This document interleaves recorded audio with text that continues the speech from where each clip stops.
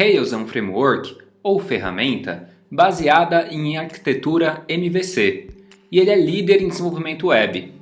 Ele foi criado em 2004 e é utilizado por milhares de empresas, em especial por startups, incluindo GitHub, SoundCloud, o Airbnb e diversos outros. O Rails foi projetado para que o desenvolvimento de aplicações web seja mais fácil e mais rápido. Ele oferece a maioria das ferramentas que um programador precisa para trabalhar com web, e eu posso afirmar que é muito mais prazeroso trabalhar com ele do que com outros frameworks. Existem dois princípios por trás do desenvolvimento desse framework. O primeiro é o DRY, Don't Repeat Yourself, que em português significa não se repita. A ideia é evitar duplicação de código que represente a mesma informação. Se você precisa fazer algo diversas vezes, você deveria organizar seu código de tal maneira que seja fácil repetir essa tarefa em diversas partes do sistema. O segundo princípio por trás do Rails é o Convention over Configuration, ou convenção sobre configuração. Rails é um software enviesado. O que eu quero dizer com isso é que os desenvolvedores do Rails entendem que existem formas melhores de programar aplicações web e tentam te forçar a seguir essas formas. Agora, vamos ver como trabalhar com Rails em seu ambiente de desenvolvimento. Para podermos começar a trabalhar com Rails, primeiramente precisamos instalar a gem Rails. Podemos fazer isso com o comando gem install Rails.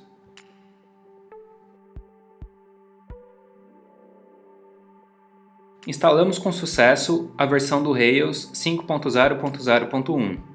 Também podemos verificar a versão do Rails instalada com o comando Rails-version. Com o Rails instalado, nós podemos agora criar uma nova aplicação web. Suponha que a gente vai criar um blog. A gente pode chamar essa aplicação de blog. Então, para criar a aplicação, basta executar o comando Rails new blog.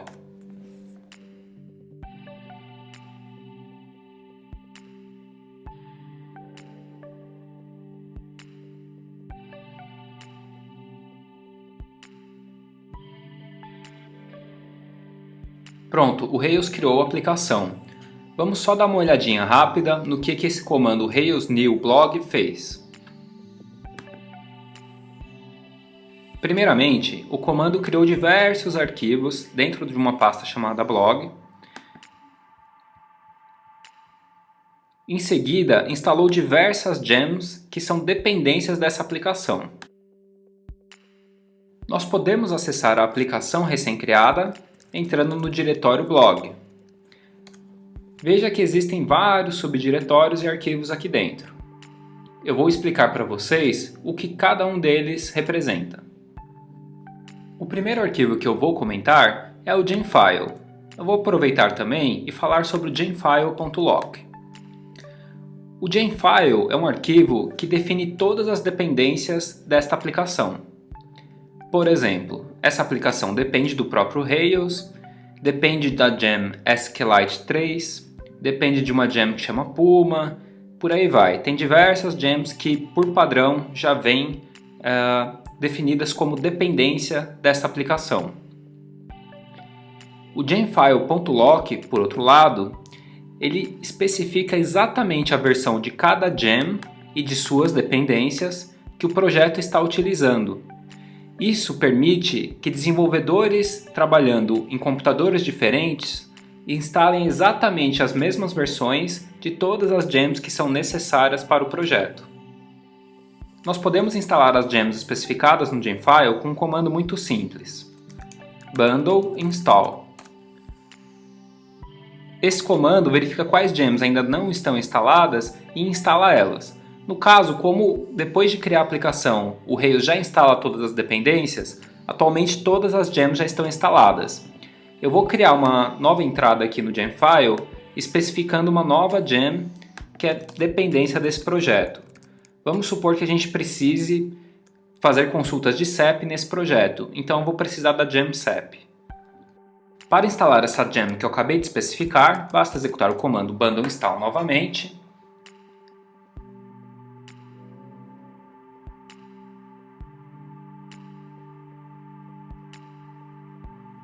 e veja que desta vez o comando bundle instalou uma nova gem para mim. Então sempre que eu precisar especificar uma nova gem, eu vou utilizar esse gem file. Ele não é uma coisa específica do Rails, mas de Ruby. Diversos projetos Ruby utilizam gemfile para especificar dependências. E veja que no gemfile.lock agora deve existir uma nova dependência aqui com a sua versão exata, que é a versão 0.0.8 dessa gem-sep. O próximo arquivo que eu gostaria de comentar é o readme.md. Esse é um arquivo com formato Markdown. Isso não é muito importante agora. O que é importante é você entender o papel desse arquivo. Basicamente, nesse arquivo, a gente quer explicar para qualquer outro desenvolvedor exatamente o que é essa aplicação e como que eu faço para conseguir subir ela na minha máquina. Então, normalmente eu especifico aqui qual que é a versão do Ruby que o desenvolvedor deve usar, quais são as dependências do sistema, o que eu preciso configurar, como que eu faço para criar um banco de dados, por aí vai. Entenda esse arquivo como um manual muito breve de como usar essa aplicação por outro desenvolvedor. Os arquivos Rakefile e config.ru são arquivos de configuração desse projeto Rails. O Rakefile ele é útil para carregar algumas tarefas que podem ser executadas pela linha de comando. Você não precisa entender exatamente o que é isso agora, e isso não é útil para todas as aplicações web. Inclusive, você nem vai precisar disso para fazer o exercício dessa aula. Por esse motivo, eu não vou entrar muito a fundo no que é este arquivo Rakefile. O config.ru é um arquivo utilizado para especificar como os servidores web podem se comunicar com o servidor de aplicação do Rails. Eu também não vou entrar em muitos detalhes aqui, porque eu acredito que não é muito útil você entender isso agora. É algo muito específico de Rails e não vai agregar tanto nesse momento para você.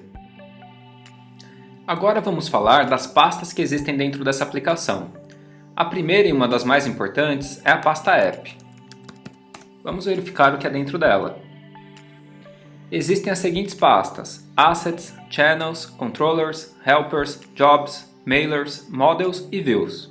Como a gente viu no vídeo passado de MVC, você deve agora estar supondo corretamente que dentro das pastas Models, Views e Controllers estão os nossos Models, Views e Controllers. É exatamente isso que acontece. O Rails, com o passar do tempo, foi ficando cada vez mais complexo. A gente não pode falar que ele é um framework estritamente MVC, porque hoje ele implementa muito mais do que apenas o MVC. Por isso que a gente diz que ele é baseado em MVC. Então, além de Models, Views e Controllers, hoje o Rails possui diversos outros componentes que fazem parte da sua arquitetura. Tem os Assets, os Channels, os Helpers, os Jobs e os Mailers. Não é necessário entender o que cada um desses outros componentes faz nesse momento. Isso não vai ser tão importante agora. Dentro do diretório bin, nós vamos encontrar alguns scripts importantes para serem executados com esta aplicação. Por exemplo, daqui a pouco eu vou te mostrar como subir um servidor que está rodando esta aplicação, e para isso a gente vai precisar do script Rails que está aqui dentro. Existem outros scripts, por exemplo o bundle que a gente já viu, que ajuda a instalar e atualizar gems. Existe o rake que ajuda a executar tarefas na linha de comando e alguns outros scripts também. O diretório config ele é responsável por configurar a aplicação. Então existem arquivos aqui, por exemplo, database.yaml, que especifica como é feita a conexão com o banco de dados que essa aplicação utiliza. E existem outros arquivos, por exemplo, secrets.yaml, que vão ser utilizados para especificar tokens ou senhas de acesso a outras aplicações que são dependências dessa aplicação que a gente está construindo. Além disso, existem essa pasta Initializers, Environments e Locales. A pasta Initializers é uma pasta que tem diversos arquivos Ruby. Vamos dar uma olhada nela. Uma pasta que tem diversos arquivos Ruby que são executados quando a aplicação é inicializada. A pasta Environment. A pasta Environments possui arquivos Ruby que são executados na inicialização da aplicação quando ela sobe em um determinado ambiente. Por exemplo, no ambiente de desenvolvimento, apenas esse arquivo é executado. Em produção, apenas este aqui. E em ambiente de teste, apenas este arquivo. Por fim, a pasta Locales. A pasta Locales possui todas as traduções que essa aplicação possui. Inicialmente, o Rails cria apenas a tradução para o inglês, por isso que tem apenas um arquivo aqui, que é o en.yaml. O que eu gostaria que ficasse claro é que dentro da pasta config não existe muita complexidade. Existem apenas arquivos que são executados na inicialização da aplicação e ajudam a configurar o básico dela. A pasta db possui arquivos que fazem modificações no banco de dados e também um arquivo chamado schema que representa a situação de todas as tabelas atuais do banco de dados dessa aplicação. Como esta é uma aplicação recém-criada, por enquanto ainda não existem arquivos nesta pasta. A pasta lib serve para incluir mais funcionalidades nessa aplicação através de arquivos Ruby ou módulos Ruby que não necessariamente fazem parte desta aplicação. Suponha, por exemplo, que você queira fazer um conector com um tipo de banco de dados que ainda não é suportado pelo Rails e nem por nenhuma gem. Você poderia criar um conector para esse banco de dados e colocar dentro da pasta lib. Esse conector não faz parte de um blog, mas ele foi utilizado pela sua aplicação para poder se conectar com esse tipo de banco de dados que a gente supõe que é específico para essa aplicação aqui. Então a lib serve para estender um pouco as capacidades da aplicação, mas não se refere necessariamente a arquivos que fazem parte dela, da execução dela. A pasta log é onde estarão todos os arquivos de log que essa aplicação gerar. Então, daqui a pouco a gente vai ver como que funciona o Rails na prática, o servidor do Rails. A gente vai ver que ele gera diversos logs e todos esses logs vão estar dentro de algum arquivo aqui dentro desta pasta. A pasta public é a única pasta da aplicação que realmente fica pública para qualquer usuário acessar. Dentro dela ficam arquivos estáticos. Dentro da pasta test ficam todos os arquivos relacionados a testes da aplicação. É possível testar controllers, testar helpers, testar mailers, models, enfim, é possível fazer diversos tipos de testes dentro de uma aplicação Rails. E aí tudo que for relacionado a testes fica dentro dessa pasta. A pasta TMP é onde ficam arquivos temporários da aplicação. Nós não utilizamos muito esta pasta, mas o Rails utiliza ela diversas vezes para fazer uso de caches e uso de identificadores de processos que estão rodando junto com o servidor dessa aplicação. A pasta vendor é onde colocamos códigos de outros desenvolvedores que não foram escritos por nós. Então, por exemplo, eu posso pegar uma biblioteca open source de JavaScript, por exemplo jQuery, e colocar dentro dessa pasta vendor. Desta forma, o jQuery vai ficar disponível para a minha aplicação quando eu estiver escrevendo JavaScript e eu consigo deixar ela isolada de todo o resto da minha aplicação porque eu sei que ela está dentro da pasta vendor. Agora que temos uma noção um pouquinho melhor do que cada arquivo e pasta dentro dessa aplicação representa, eu vou mostrar como subir um servidor do Rails para a gente acessar essa aplicação. Basta executar este comando.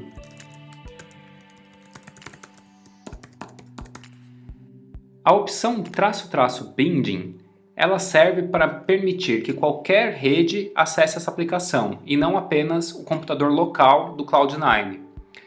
Isso daqui é necessário porque a gente está rodando dentro do Cloud9. Se a gente executasse o Rails no nosso próprio computador, não seria necessário.